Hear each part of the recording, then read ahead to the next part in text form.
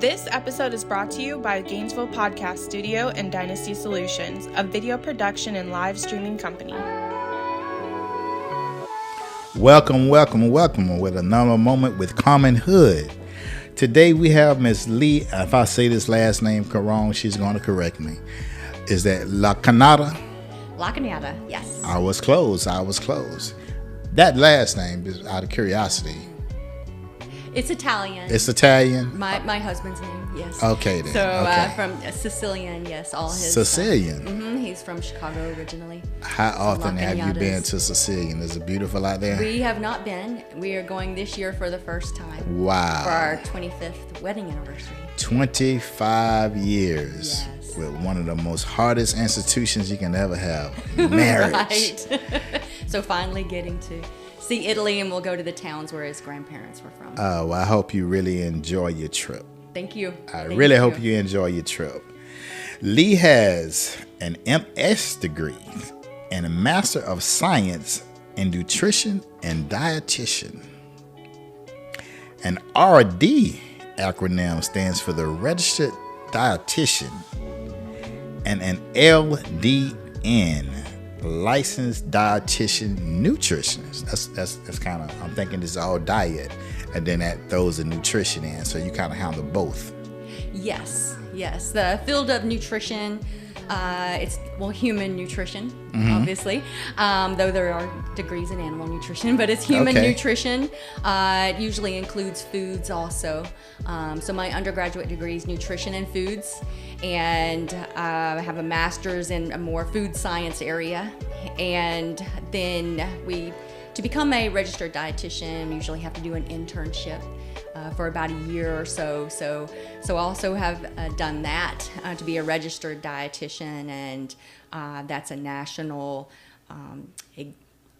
test and things that we have to take to be certified to be a registered dietitian. And then we're licensed in the state. And most states have licensure. There are some that do not. Though to be a licensed dietitian, and there are some licensed nutritionists that are not dietitians.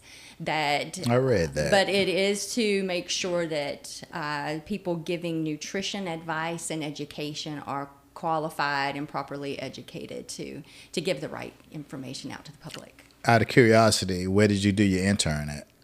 My internship was at Mississippi State. Mississippi State. Yes. Okay. So my undergraduate and master's degrees from Auburn University. Okay. So I've been around the Southeast a little bit. Around the Southern Belt. Yes. And now you're back here with the Common Hood in Gainesville, Florida. Back in Gainesville, yes. I got you. You know, I happened to be walking through the halls on a broke foot at that time. That's still healing. And it happened to stop by, and I noticed that you were working with veterans, and you're currently working with veterans. How long have you been working with that demographic of population? I've been working with veterans for 18 years now. I have worked in several VA systems and different states across the country, and so glad to be back here in Florida and working with veterans in Florida. And I'm working with the MOVE program now, and the MOVE coordinator here at the VA in Gainesville, and we actually cover all of North Florida and South Georgia.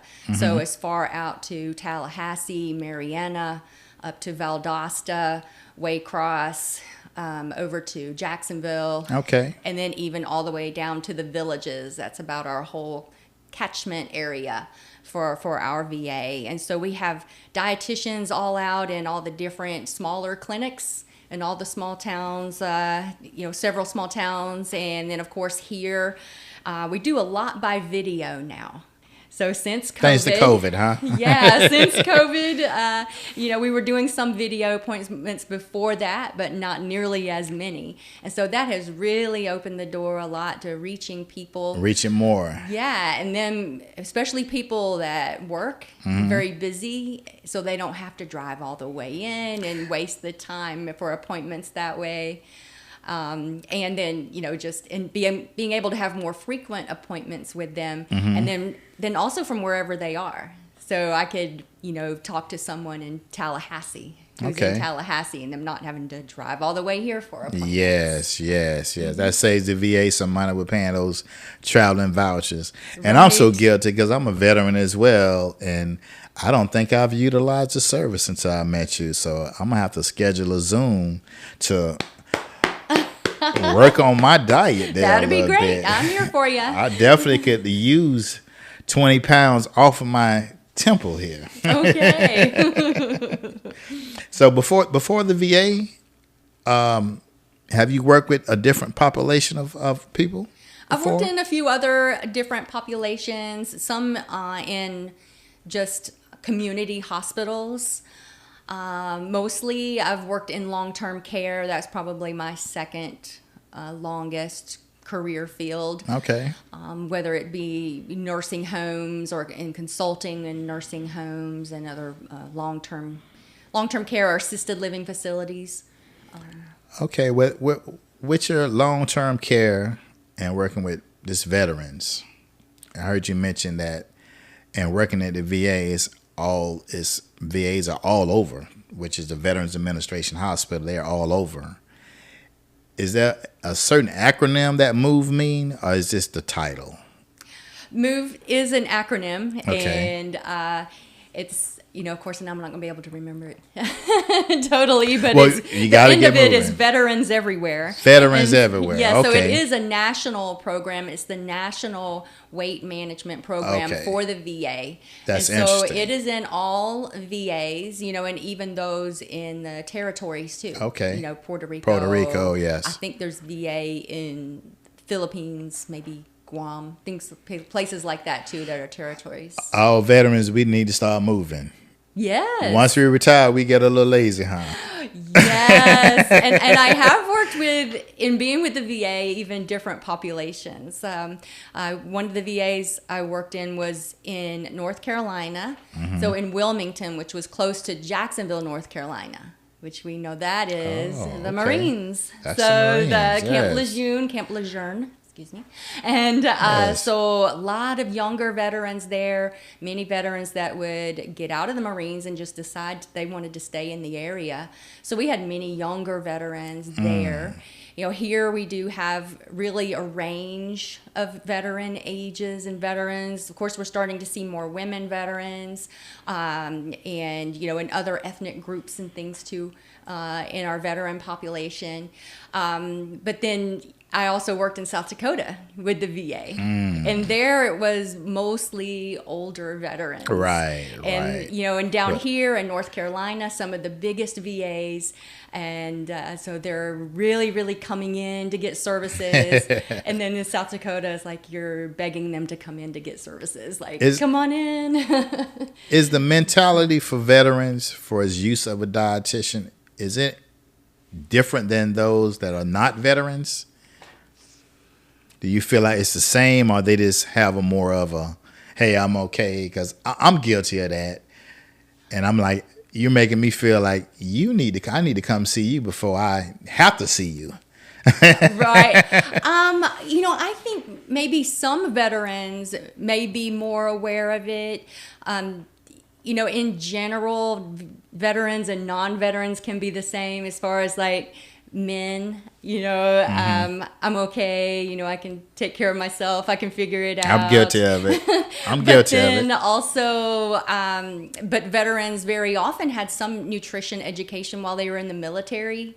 Sometimes they were in some type of MOVE program while in the military. Yes. And so many...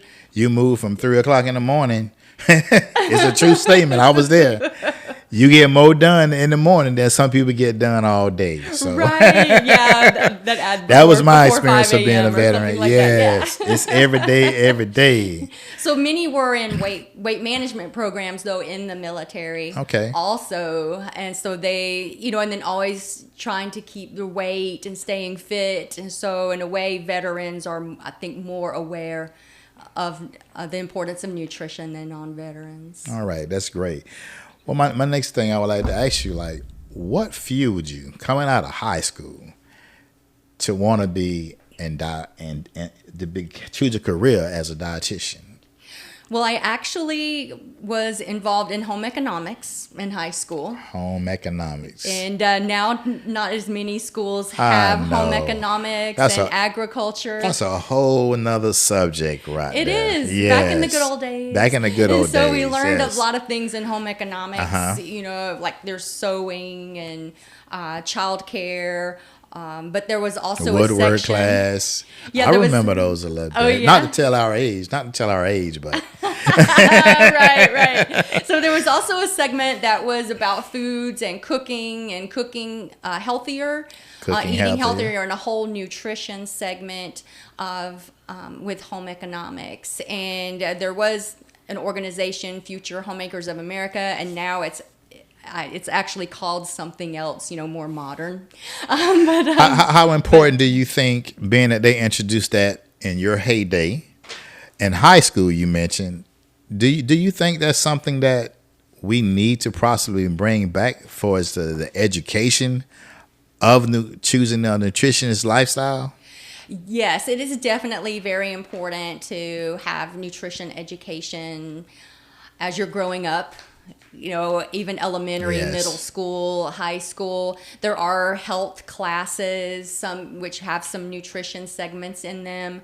There are some education tools that they use even in elementary schools. You see where they do the small gardens or things like that. Yes. And so teaching kids, about how fruits and vegetables come to us and how to grow them and how they can be fun and man, just that exposure to healthy foods and how to prepare them. Well, one thing, by them taking it away, it definitely created a very niche opportunity to major in that, especially now. Like, there's so many franchises that dominate the food market that everything is just so fast now. Right. Everything is very convenient. Very convenient. Very convenient to every corner. And even actually when we were in North Carolina, there is a town in North Carolina that had the most fast food establishments per square mile or something. I'm gonna have to research that. So things are very convenient. What now, part of North Carolina? That was Greensboro. Greensboro, North Carolina has, and the circumference of miles, they had the most fast food restaurants. I wouldn't think that. If you would have said New York, I would have been on every corner. Yes. Dollar slice pizza. Yeah, if you would have said New York or maybe Miami or something, I would have. But Greensboro, North Carolina, I'm thinking mountains, trees. It is a fairly small town too. It's not a big city or anything. Wow, that's very interesting. Outside of if you had to talk to a child out there that was considering what you were saying, what are some career path choices with your certifications that you have that you could have taken as an alternative route to working with veterans? For myself instead of a dietitian? Well, for yourself within the dietitian realm, besides working with veterans, because I'm over here thinking could you work with maybe LeBron James? Oh, sure. The field of nutrition is very broad. And, talking about an athlete, sports nutrition is a very big field that just continues to grow because, everyone wants to be an athlete now. And so even you got your professional athletes, but you have your amateur athletes and those people who like to run their marathons, play their leagues and their other sports. And so they're taking advantage of sports nutritionists also, or sports dietitians. But that's a really big field and can be fun and exciting, especially if you enjoy sports and you're active. Maybe an athlete yourself. And I learned a lot about sports and nutrition. In North Carolina, there were more veterans that would come to see us. I'm trying to get ready for my marathon, or I'm going to the Scottish Games. I'm trying to get more fit. Help me, and so there's a lot of different things. But then my kids were also athletes, in school, and so just trying to get them. The Auburn Tigers, when you retire from the VA, you might get a chance to go back and work with the Fighting Auburn Tigers. Yes, or at least go back to a few games here and there. Back to a few games. But there are a lot of different, other fields too. Like I got my master's degree in a food science area. And so it really was a dream of mine to work and do nutrition work with a food company. But in just the way that my life went, I ended up taking different paths, but Now, many other things. With the food science, which leads me to think about the topic of processed foods. How did that fit in when you say we're working for a food client? So what kind of science that goes into the lifespan of having food on the shelves, the lifespans of canned goods? Like, what is there a particular science? Because all I think is they just dumping more salt to preserve, put it on the shelf, and it's over and done, and it's cheaper because everybody can't eat fresh food because of the lifestyle that the way our world is set up. Apartments, townhomes. They're just, back in the day, people had 1 or 2 acres of land. Now you'd be glad to get a quarter of an acre to build your nice, beautiful home on. So how did that food science play into what we see today? Well, food science is, again, a very broad area of all different kinds of foods that you can imagine, and how they're made and developed. And, of course, things started, I would say, even in the 60s, more processed foods. Yes. A meal in a box, Meal in a box. Not calling any brand names out No. here. But then No. just things to get faster and faster and more convenient. And, and if you're working more, people working more, having less time in the home, they were developing more of those more processed foods, and then people wanted more and more of that and liked it, and so companies continue to do that, though now they do have more what we call minimally processed, where things are healthier. So that can be frozen vegetables in a bag, bag that you buy in the freezer section. So they're basically picked and then they're processed at their peak ripeness, frozen, and then brought to you. And those are actually many times in better quality than the fresh things you find in the grocery store that have been riding around on a truck for a week, sitting out in a cooler for an extended amount of time. So in a way, some things that are processed sometimes can be better for us. And then canned foods, of course, I don't know how long, we've canned foods, people canning their own foods, which you, of course, still can do, and many people do. Many people do. But, I don't get to grow that many tomatoes and can my own tomatoes, so I get to buy some canned tomatoes. But looking for things that have no salt added, lower sodium, there are definitely some healthier options out there. But having those types of foods definitely helps people have those healthy foods in their home and in their diets every day. Okay, well, you mentioned the word that the people created the demand. Right. And I want to kind of take the demand and say, could it be the companies, which I don't want to mention, did they make them addictive? That can be also the truth.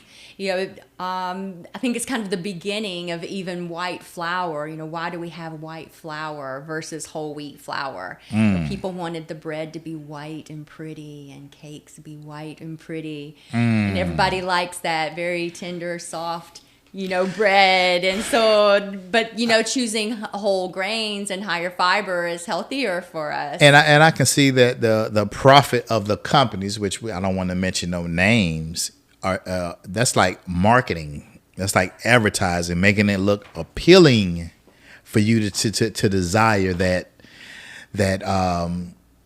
white, that funnel cake or whatever it be that they make look so delicious. So with the addictive, you talked about the salt.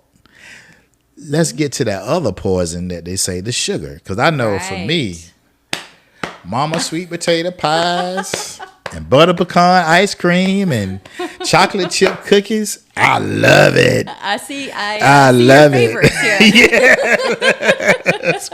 I just have a hard time passing them up sometimes, no matter how much I try. So I've kind of came to the point that this is addictive for me. Yes, sugar definitely can This be is addictive. Even salt too. But using less and less of those gradually over time, your taste can adjust where you don't need it as much. Especially you notice that if you've decreased your salt intake for some time. So having less and less salt, and then you taste something salty and like, wow, that is salty. Yes. So, but you can do the same thing with sugar, and the recommendations for sugar get lower and lower all the time. So in the Heart Association really has a pretty low recommendation for sugar every day. So for the amount of calories we get from just added sugars every day, no more than 150 calories for men, no more than 100 calories for women. So that 150, that's like one canned soft drink's about 150 calories. And that's not counting the other added sugars you've had in the day that come in foods and other things. Is that the same amount of intake for salt as well, 150 calories? No, sodium is different. Sodium is different. And, there's sugar and added sugars in foods, and then salt, which is sodium chloride, is sodium. And sodium comes in different forms also. You may hear about monosodium glutamate and sodium phosphate. So sodium gets into our foods in many different ways. But salt that we add and use is the main culprit there. You know, when you read the label, you do have to build your vocabulary up real quick. And then you be like, what is this? I'm still going to get these Cheetos. It's just that addictive. It can be. It can be. And the trick with foods, you know, it's good to enjoy foods that you love. Right. You know, even if it is something with a little more sugar or at times a little more sodium. But finding a balance with that. A balance with those foods and then the healthy foods that we need every day. Maybe decreasing how often we have some things and maybe the portion size of it. So, and then you can find healthier ways to have things. So if you really like your sweet potato pie, you can maybe Only my mother's. Oh yeah, she's the best. You could get used to having just plain baked sweet potatoes, or them. It may be brushed with a small amount of olive oil, which is a healthier fat, See, I'm dumping my cinnamon and thinking I have to put a little butter on it. The plain cinnamon is good. It's the cinnamon sugar. You have to be watched out, but it's the cinnamon have sugar. The cinnamon, yes. It is the cinnamon sugar. You mentioned balance,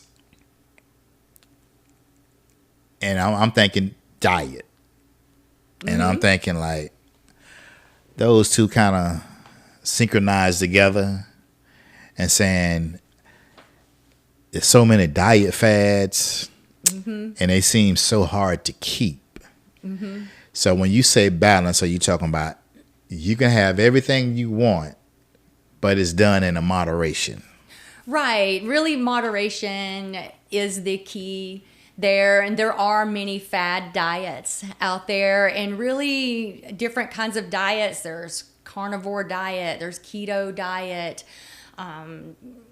Sugar Busters, South Beach, but all of these different diets. I haven't heard of the Sugar Buster. That one, yeah, that's telling my age again. That is older. So, out of curiosity, when you say Sugar Buster, I'm thinking you can just eat all the sweets you want. No, that's cutting out sugar. Oh, okay. Yeah, Sugar Busters, busting out. They need to bring that back. Busting the sugars out. That's what it what it stands for. Okay. So, but those many fad diets, or most all fad diets, they're not meant to be long term. And sometimes people can follow something short term, and it can help you to get used to eating less sugar, or get used to eating less fats, or finding something that's more balanced that works for you. But sticking to a healthier diet long term, one of the most recommended diets is the Mediterranean diet. So the Mediterranean diet and the DASH diet, and that stands for Dietary Approaches to Stop Hypertension. Both of those diets, they're very similar, are promoted by the Heart Association. So is it because of the olive oil when you think of the Mediterranean diet? the Mediterranean diet, yes, extra virgin olive oil and other things that are monounsaturated fat, so including olives, avocado, nuts, nut butters, Right. all those are our healthiest fats. So we need some of those every Oh, day. the cost of avocados now. Yes, unless you're like living in California. I won't mention the company name, but a scoop of avocado is almost $3 for a scoop. The guacamole, like in a restaurant, you mean? Yes. Oh, okay. It Yes. is. The cost of food is has really increased over the last few years. So definitely finding ways to for healthy eating to be affordable is a challenge, but it is definitely possible. Choosing more fresh foods, finding fresh foods when they're more in season, when they can be cheaper. Of course, now we get things from everywhere, South America, yes. things like that. So everything's always in season. How much do you think that the economic disparities play in your food choice? Yeah, many times people are faced with making some of those not so healthy choices, turning to fast food, those $5 meals, and especially when they're providing for a family, and children. Right. So, and again, doing some of that at times, can be okay, but it is still important for your family to have healthy foods as much as possible.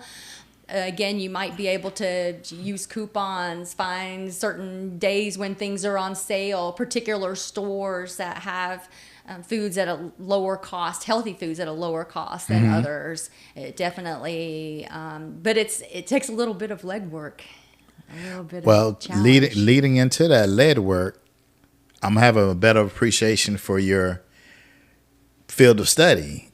Like, you guys have a lot of work to do to educate us. Because that's the problem.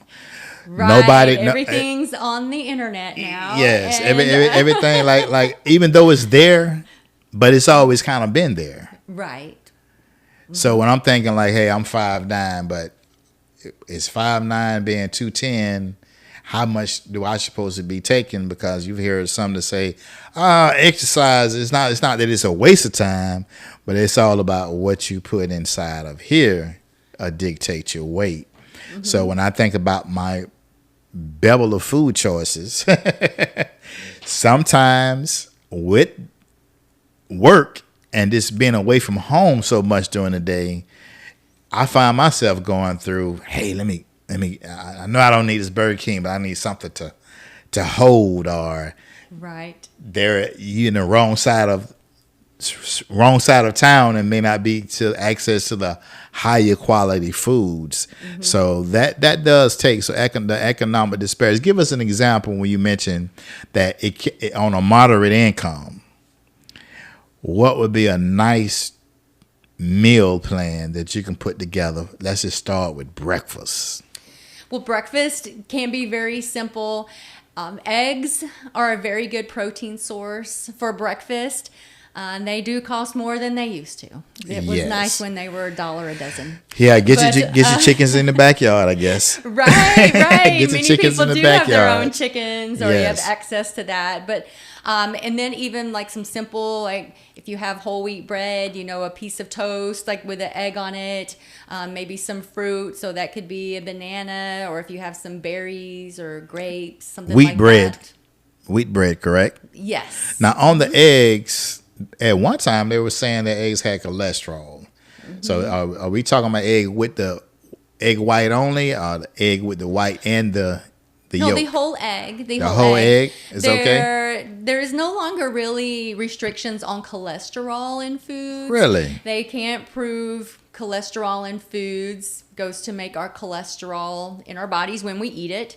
So it's really saturated fats in foods that increase our cholesterol and risk of heart disease. So Those good potato chips. So, saturated fat is a lot of the fat in the animal products. So the real butter, high fat dairy, also the processed meat. So the bologna, sausages, hot dogs, brats, the bacon. So, and those other, the bacon sausages, like, I call that add-on for breakfast, so so you're healthy. Well, we are in the southern part of the United States here, so when you're talking about bacon and sausage, that's like a mandatory requirement there with bacon and sausage. Right. So there are healthier sausages even, the turkey sausages, chicken sausages, especially for brats and kielbasa, things like that are very tasty. And you find those in your grocery stores now and all different flavors. My mind is over here turning and be like, as much as I've tried them, this is something about the Porky the Pig. Oh, come on, Simon. He seemed to be the best taste and the best flavorful. Right. Yeah. And so with that, and having, regular sausage, other regular processed meats, again, it's that balance, how often you have something. So if you have something like that once a week or every other week, you're probably fine, but most days of the week, choosing your more lean and fresh meats. When we eat bad, is there like an intermittent fasting you recommend before you try to take on the next junk food or processed food? Like, is it a 1 day on, 3 days off type deal? Because I think now we do it every day. Right. It's an everyday thing, and it's like, what's the it's thinking about if it's every day, what kind of diseases you see spurring off for those that does have a moderate income that can't afford the quality foods or just don't have access. Like in certain areas of town, they call it a food desert. Yes. So if you have a food desert that you can't get to that, what kind of diseases are more? There are many disease states that can stem from those types of situations. And there are types of food deserts in cities. And I lived in a city in North Carolina, that didn't have as many good grocery stores like in the main downtown. But also I've lived in South Dakota where it was literally out of nowhere and the town's very small and they end up closing their grocery stores and people really having limited access. And yeah, we have that right here in Gainesville. And there are some delivery, food delivery. Some people have that, though that's still a little costly. It's still a little costly. It's an issue that when you talk about veterans, there's generals, and then there's some that got out like myself. Did my 4 years and decided I didn't want a full 20-year career. But I'm still labeled as a veteran, which is great. Yes. Thank you. Thank you for your service. Yes.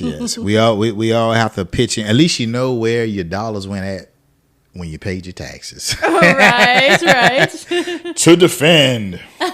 So you're playing a great part in making healthy veterans healthy, whether they're active or inactive. So I appreciate that you are there helping, and I'm definitely going to have to come and work on a little diet plan because I have a problem with the sweets. I love the sugars, I love the cookies, and I do need to use a diet to maybe just shed a little weight off my chest and around my top area here so I can get my high schooliness back. So it can help just to gradually incorporate other healthier foods back into your routines, into your plan every day. And then very often when we're incorporating other healthier things in, those other things can decrease a little bit more that we maybe don't need as frequently. Why is it just so hard to make those choices? It seems easy. Like here's your temple, you have one. But once again, when I think about why is it so hard, I'm thinking, will we complain if we was farming? Because that's what society did. This is hard work. It's like we lost control. We'll take that away from you. And now we have all of the abundance of choices, and it seems to be so hard to make the right choice. Right, and you were talking about your favorite things. Very often it is the things that we like. enjoy to eat. We like the sugary sweets. We like the salty things. And those are things that we can crave. And those are a lot of the comfort foods, and even things that like maybe we had when we were growing up, and that remind us of good times and things like that. And so, but then when we... Got to have the birthday cake. Yeah, of course. Can't have the birthday without the cake and ice cream. Right. Snack. Gotta have the snack. It has to be sugar. Right. We don't think of a banana. Right. We do not think of a banana. Right. And so then thinking too about yourself, and even looking at yourself and what's important to you, and why your health is important to you. And it's different for everybody.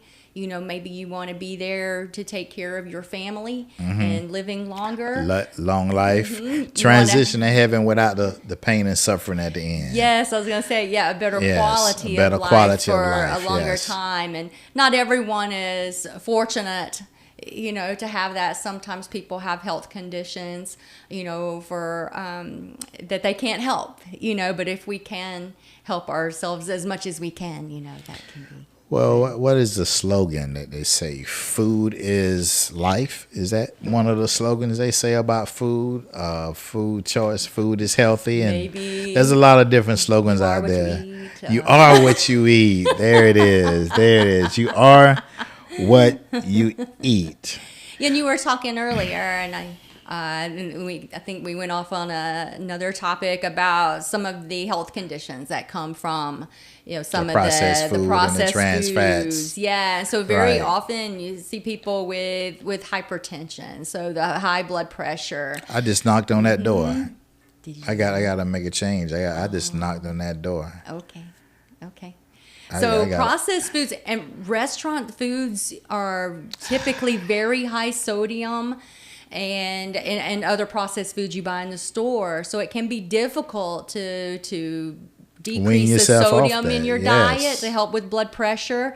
Exercise itself can help lower blood pressure, and very often losing a small amount of weight, even a small amount of weight, can help improve how blood much do you pressure think and when heart they say health. is it hereditary versus is high blood pressure one of those things that you really can control?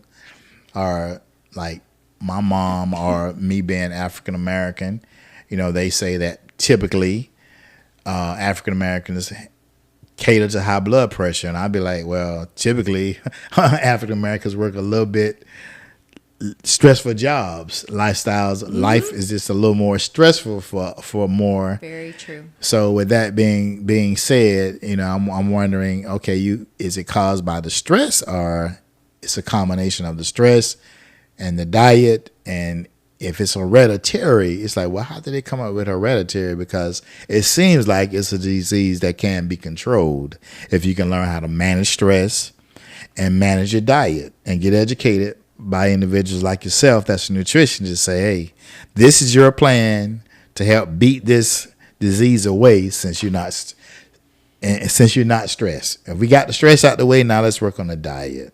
Right. It is a big combination of factors, that can play into high blood pressure and also heart disease. And so trying to tackle all those immediately at once, can be difficult, but doing different things at a time, like you said, working on your stress, eating healthier, increasing activity, all those different things can help. Though sometimes some things are hereditary. To what degree, I don't know exactly. But there are many people that will end up having higher blood pressure, even if they're doing all the right things. And so sometimes, it does just, we just end up having that condition.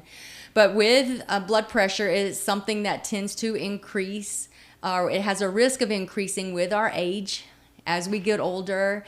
Also, if you're eating a higher sodium diet, that can increase your risk of higher blood pressure as you get older too. So it goes back to the diet. I don't know, from having an opportunity to travel a little bit, it seemed like everywhere you travel outside of the United States, they say America has the worst food, the worst quality diet. And I guess and it made me think when the question was asked. I was recently in Jamaica, and the guy said, "Hey, Aki fish is our thing, salt fish, and they have a dish." And kind of everywhere you go outside of America, it appears to be that they have a dish. And I was kind of taken aback, like, what is America's dish? And I was like, is it hamburgers and French fries? Is it pizza? Is it like, what is our pastime? Turkey like leg. The hot dog? Turkey leg, yes. And the turkey leg just became recent. So I like, this is a culture thing. And I'm like, is it brought on more, once again, earlier as we were talking, is it brought on more about the people?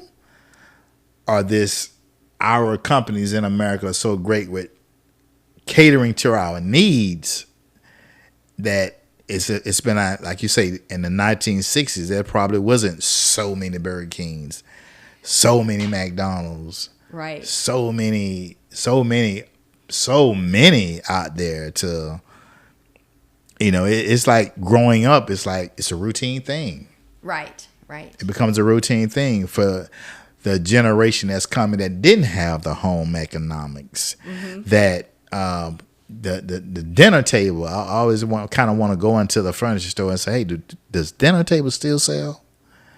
Right, right. People sitting at the family dinners in the evenings. Yes. Like that's like a dinosaur activity. Right. At this point. It's one thing that is greatly encouraged, into families is try to have dinner every night, and not only are you trying to have a healthier meal for everyone in the family, but it's a time to share and come together and communicate.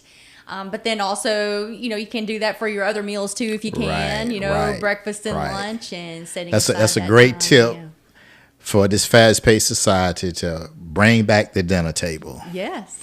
That's a part of bringing a healthy meal. So we have to carve at that time.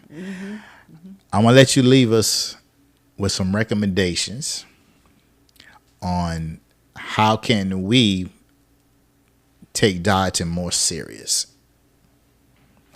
Eating healthier, more serious.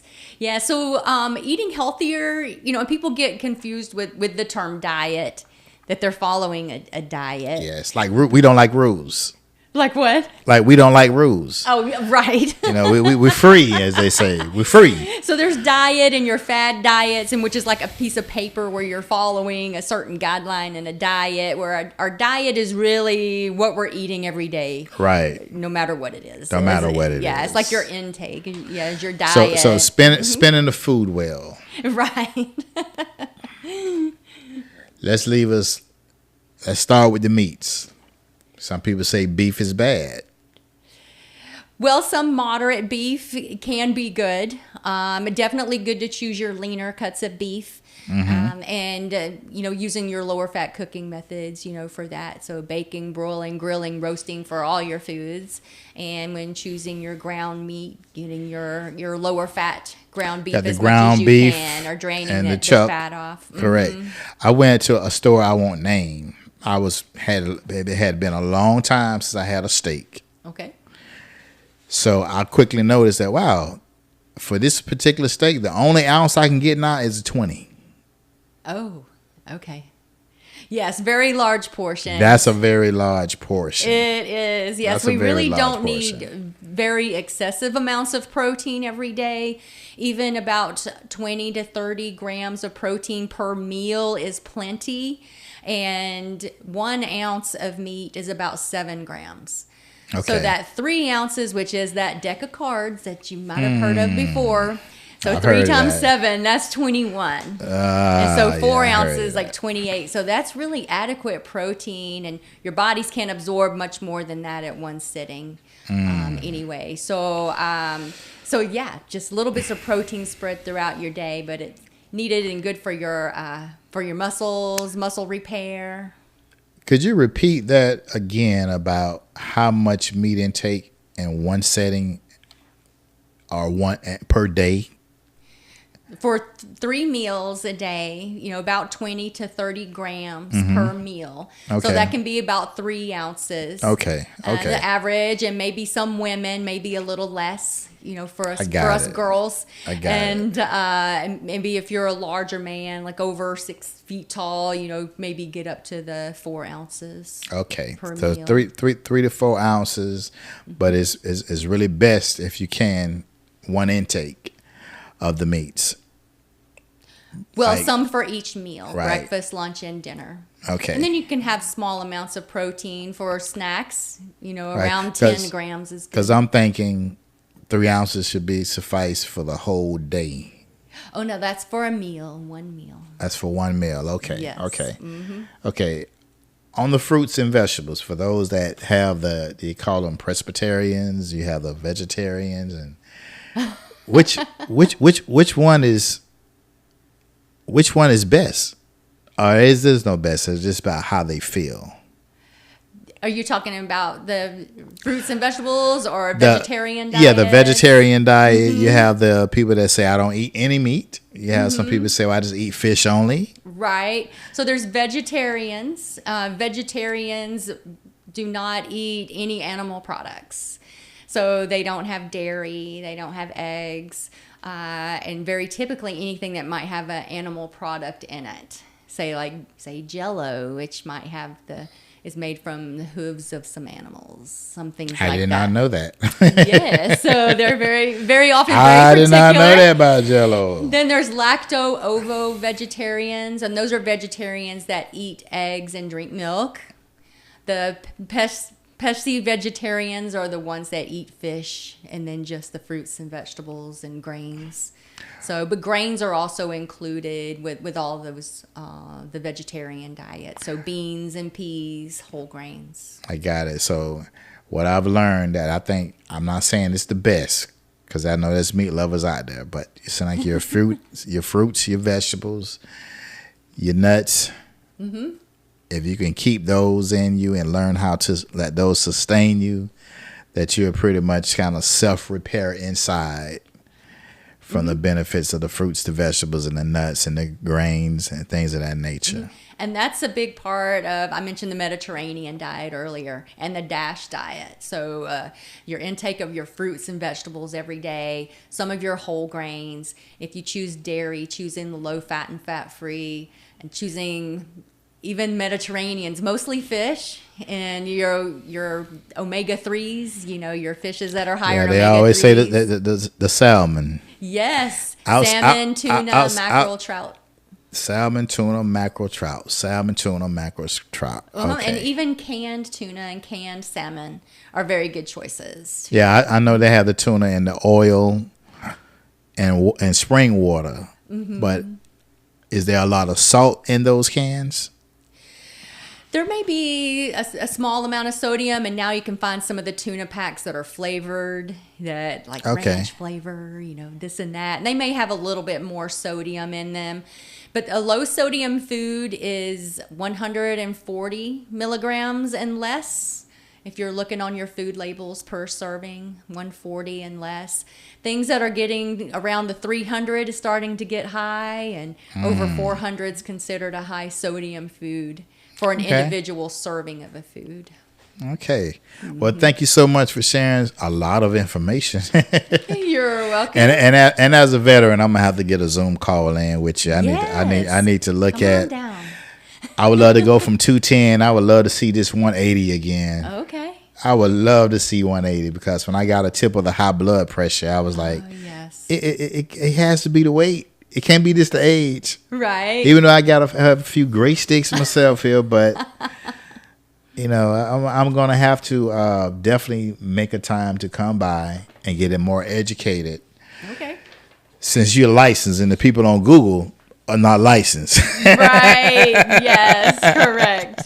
Because you have so much information out there. Thanks again, Lee, for coming and joining us here on Common Hood. You're welcome. And as always, I want to send a shout out to my business partner who helped us this lighting and try to bring this stuff together, Mr. Nee Harmon with Gainesville Podcast Studios. Until we meet again, we will share another moment in the future. We're out. All righty. Want to elevate your brand with professional audio and video? At the Gainesville Podcast Studio, we make podcasting easy. Our fully equipped studio and expert engineers handle everything from recording to editing to upload. It's a complete done-for-you podcasting solution. Book your session today and let your voice be heard. Visit GainesvillePodcastStudio.com today to book your session.